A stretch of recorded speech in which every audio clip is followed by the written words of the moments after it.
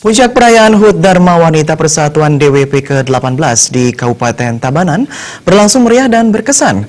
HUT ke-18 DWP yang mengambil tema pengembangan kualitas istri ASN menuju ketahanan keluarga dipusatkan di ruang rapat kantor Bupati Tabanan.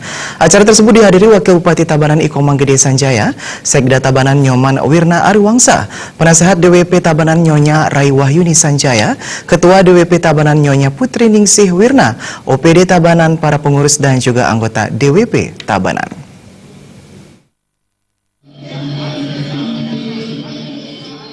Ketua Panitia Hari Ulang Tahun DWP Nyonya Wayan Miarsana menjelaskan, Dharma Wanita Tabanan telah melakukan berbagai kegiatan dan program di berbagai bidang.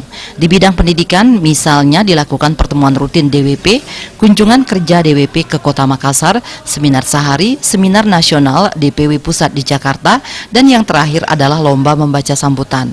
Berbagai kegiatan di bidang ekonomi dan sosial juga telah dilakukan. Di bidang ekonomi, DWP Tabanan telah mengadakan kegiatan simpan pinjam melalui Koperasi Dharma Praja dan menyediakan keperluan anggota DWP seperti lencana dan baju seragam. Di bidang sosial, kunjungan sosial dilakukan ke Lembaga Pemasyarakatan Tabanan dan Panti Jompo di Wanasara, peninjauan lokasi calon penerima bedah rumah di Desa Tunjuk Selatan, memberikan pelatihan pengolahan ikan dan penyerahan bedah rumah senilai 30 juta rupiah. Ketua Umum DWP Pusat Nyonya Win Ritola Tasmaya dalam sambutan tertulis yang dibacakan oleh Nyonya Putri Ningsih Wirna mengatakan, melalui tema Hari Ulang Tahun DWP tahun ini, diharapkan anggota DWP dan kaum perempuan pada umumnya terus mengembangkan kualitas diri dan selalu kritis melihat isu-isu yang berkembang di masyarakat.